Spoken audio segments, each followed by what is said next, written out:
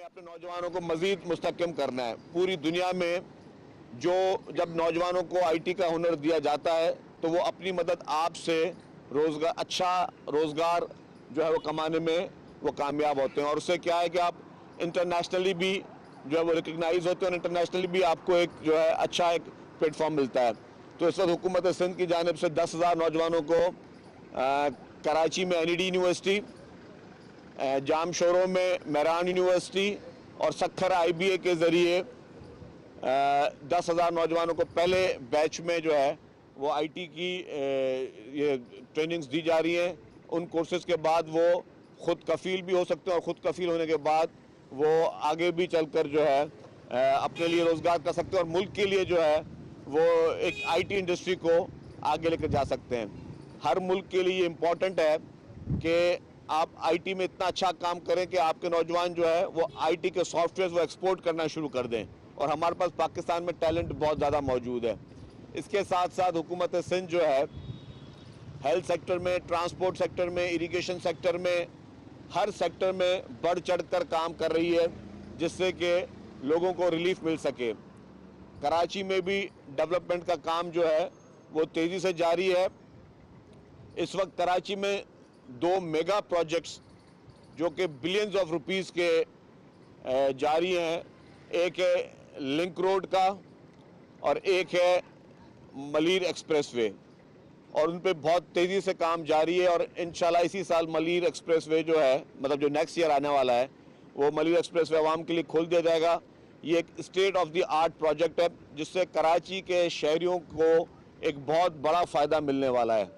इसी तरीके से ट्रांसपोर्ट में जो येलो लाइन BRT और रेड लाइन BRT है, इस पर भी तेज़ी से काम जारी है और वो भी अरबों रुपए के प्रोजेक्ट जो हैं वो लोगों को सफरी सहूलियात को बेहतर करने के लिए शुरू किए गए हैं।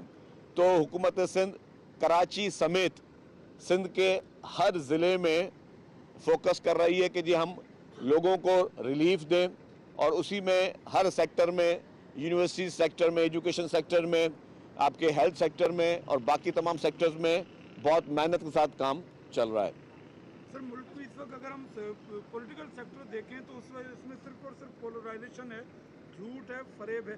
खुद अरकान पार्लियामेंट जो है डिस इन्फॉर्मेशन, मिस इन्फॉर्मेशन फैला रहे हैं। हुकूमत के पास तो इख्तियार मौजूद है, पार्लियामेंट क्या कर रहा है? स्पीकर देखिए जी, आपका सवाल मैं बता दूं कि PTI जो है उसका टारगेट जो है, ये मैं पहले कहता हुआ आया हूँ और मैं शायद वाहिद पॉलिटिकल वर्कर हूँ जो सबसे पहले भी कहता हुआ हूँ, बार बार कहता आया हूँ कि PTI का निशाना या PTI की दुश्मनी जो है वो ना पाकिस्तान के किसी इदारे से है, ना किसी पॉलिटिकल पार्टी से है। उनका टारगेट, उनकी दुश्मनी पाकिस्तान से है। ये जो स्क्रिप्ट लिखा गया है ये पाकिस्तान को बदनाम करने की एक इंटरनेशनल साजिश का हिस्सा है। आप देखें कि हर मौके पे इन्होंने कोई कसर नहीं छोड़ी कि पाकिस्तान को, पाकिस्तान के इदारों को, पाकिस्तान की पॉलिटिकल पार्टीज़ को कंट्रोवर्शियल करें। और ज़ाहिर है अगर खुदा ना खासा अगर उनमें से कोई भी चीज़ कमज़ोर होती है तो मुल्क कमज़ोर हो। अल्हम्दुलिल्लाह हमारे तमाम इदारे मजबूत हैं, कोई इनकी साजिश से कमज़ोर नहीं होंगे। पॉलिटिकल पार्टीज़ जो इनकी मुखालिफ पॉलिटिकल पार्टीज़ हैं या इनकी कॉम्पिटिटर पॉलिटिकल पार्टीज़ हैं, उनके भी हौसले बुलंद हैं। कोई भी इनके डर में या इनके खौफ में नहीं है। लेकिन इन्होंने जो साजिश इस वक्त की हुई है वो इंटरनेशनली पाकिस्तान को वीक करने के लिए इन्होंने अरबों रुपए वो लॉबियस्ट को दिए हुए हैं। वो लॉबियस्ट मुख्तलिफ ममालिक में बैठकर पाकिस्तान को टारगेट कर रहे हैं और स्टेट को टारगेट कर रहे हैं। जो जैक गोल्डस्मिथ इनका रिश्तेदार है और ये गोल्डस्मिथ फैमिली, इन्होंने दुनिया भर में ये कोशिश की है कि पाकिस्तान को बदनाम करें और वहाँ के मुख्तलिफ लॉबियस्ट ने मुख्तलिफ न्यूज़पेपर्स, मुख्तलिफ जरीदे, मुख्तलिफ पार्लियामेंटेरियंस के ज़रिए जो है लॉबिंग उन सारे ममालिक में इस तरह की जायज़ होती है, वो पाकिस्तान के ख़िलाफ़ लॉबिंग कर रहे हैं। अभी भी जो इस्लामाबाद में लाशों के नाम पर कभी कहा गया कि जी 350 लाशें, फिर बोला कि जी 325 लाशें, मतलब आप ये देखें कि आप लोगों को, आप झूठ का प्रोपेगेंडा इस तरह करते हैं, और वो सारा झूठ का प्रोपेगेंडा ये लोग शुरू करते हैं सोशल मीडिया के ज़रिए। सोशल मीडिया पे बड़े बड़े इन्फ्लुएंसर्स को या बड़े बड़े अकाउंट से ये उस तरह का प्रोपेगेंडा करते हैं ताकि वो पूरी इंटरनेशनली उसको हाईलाइट हो। तो इनका पूरा जो ये नेटवर्क है वो डिजिटली ये कोशिश करते हैं कि इंगेज करें और पूरी दुनिया में पाकिस्तान को कंट्रोवर्शियल करने की कोशिश करते हैं। अनफॉर्चुनेटली पीटीआई की लीडरशिप का सिर्फ एक ही गोल है, वो है कि मुल्क में अनारकी फैले, मुल्क में खुदा न खासा चीज़ों को कंट्रोवर्शियल किया जाए। आज तक पाकिस्तान की हिस्ट्री में मुख्तलिफ पॉलिटिकल पार्टीज़ की गवर्नमेंट गई, मुख्तलिफ पॉलिटिकल पार्टीज़ की लीडरशिप ने जो है वो कैदोबंद की जेलें, कैदोबंद की सोबतें बर्दाश्त की, लेकिन पाकिस्तान के लिए, कौम के लिए किसी ने बुरा नहीं सोचा। इन लोगों ने जब आईएमएफ का टाइम आया तो इन्होंने आईएमएफ को ख़त लिखे, उनको कांटेक्ट करने की कोशिश की कि पाकिस्तान की इमदाद बंद की जाए। मतलब इससे गिरी हुई हरकत और क्या हो सकती है कि इसका मकसद क्या होता? अगर खुदा ना खास्ता पाकिस्तान की ये जो लोन बंद होता तो उससे खुदा ना खास्ता एक दिवाली का एक चांस बन सकता था। जो लाखों करोड़ों लोग जो कि सरकारी नौकरियां करें उनकी तनख्वाहों का अजाब बनता, आपकी और मुल्क की मईशत में बोझ बढ़ता। अल्हम्दुलिल्लाह मईशत अब बेहतर हो नज़र आ रही है, असरात नज़र आ रहे हैं। आपकी स्टॉक एक्सचेंज ऊपर जा रही है, आपका इस वक्त पाकिस्तान में मौजूद जो आपके जो इंटरेस्ट रेट हैं वो कम हो रहे हैं, तो लोगों का एतमाद बहाल हो रहा है।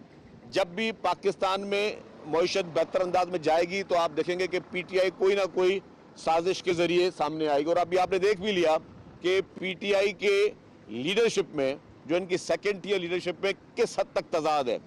इनका हर लीडर, हर रहनुमा जो है वो अलग बयानियाँ दे रहा है। इनका हर लीडर, हर रहनुमा जो है वो मुख्तलिफ किस्म की बातें कर रहा है। इनकी आपस में एक यकसानियत नहीं है। पीटीआई तो 2022 से एक बयानियां लेके चल रही है, पाकिस्तान पे बार-बार अटैक कर रही, कभी आईएमएफ और कभी ये जब कोई किसी मुल्क का सरबराह आता है तो ये कैपिटल पे चढ़ाई करते हैं। क्या स्टेट इतनी ही वो वीक हो गई है कि जब जिसका दिल करे चढ़ाई कर दे? क्या पूरी दुनिया में वो प्रोपेगेंडा करे? हम कुछ नहीं। देखिए जी, ये हमेशा इन्होंने प्लान तब करते हैं जब देखते हैं कि पाकिस्तान में कोई इंटरनेशनल विजिट हो। जब पहले भी धरना दिया था तब आपके चाइनीज़ प्रेसिडेंट आ रहे थे। उसके बाद भी इन्होंने जब भी कोई इंटरनेशनल डिग्निटरीज आते हैं तो ये कोशिश करते हैं कि इस्लामाबाद को इस तरह का मंजर पेश करें कि दुनिया में लोग आके बोलेंगे यार अब हम किस मुल्क के कैपिटल में जा रहे हैं जहाँ पे जो है सिर्फ और सिर्फ अनार की नज़र आ रही है। तो ये इनका एक सोचा समझा इनका प्रोपेगेंडा। और मैंने इसीलिए कह रहा हूँ कि इनका टारगेट जो है वो कतन तौर पर कोई पार्टी या कोई ग्रुप नहीं है। इनका टारगेट पाकिस्तान, ये पाकिस्तान को नुकसान पहुँचाना चाहते हैं। क्योंकि किसी भी अगर पॉलिटिकल पार्टी को नुकसान पहुँचाते हैं तो किसी भी गैर मुल्क की जो हमारे दुश्मन मुमालिक हैं उनको खुशी नहीं होगी। उनको खुशी तब होगी खुदा ना खास्ता अगर पाकिस्तान को कोई नुकसान पहुँचे। और ये पाकिस्तान को हर मुमकिन नुकसान पहुँचाने के लिए पीटीआई की लीडरशिप दिन और रात जो है वो इसी में मसरूफ़ है। और उनका मकसद ये है कि अनारकी हो, अफरा तफरी हो। लेकिन इस बार जो है आपने देखा कि जब उसने कॉल दी तो सिवाय खैबर पख्तूनख्वा में वो लोग जो कि उनकी हुकूमत थी और उनकी हुकूमत जिन लोगों को ज़बरदस्ती लेके आई, उसके अलावा आप सारे कराची के जर्नलिस्ट हैं, आपने कराची से कोई बहुत बड़ा काफिला जाते हुए नहीं देखा। पंजाब में से कोई काफिला नहीं आया, बलूचिस्तान से कोई काफिला नहीं आया।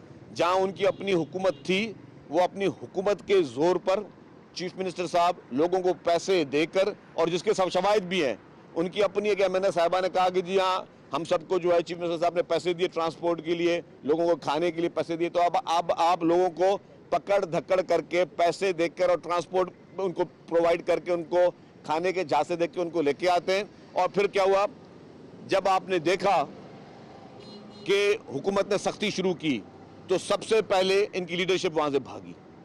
इनके सारे लीडरान जो अपने आप को बहुत बड़े आपको प्रेस कॉन्फ्रेंसों में या मीडिया में बहुत ज़्यादा भड़कियाँ मारते हुए नजर आएंगे, उनमें से कोई भी शख्स वहाँ मौजूद नहीं था। और जो 2-4 लोग मौजूद थे ऑप्टिक्स के लिए, वो भी सबसे पहले अवाम को छोड़कर भागे।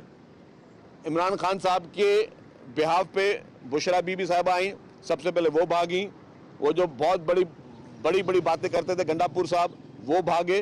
तो ये सब लोग मैदान छोड़ के सबसे पहले भागे। तो ये है इनकी कमिटमेंट, ये है इनकी आवाम के साथ जो बातचीत की है। गंडापुर साहब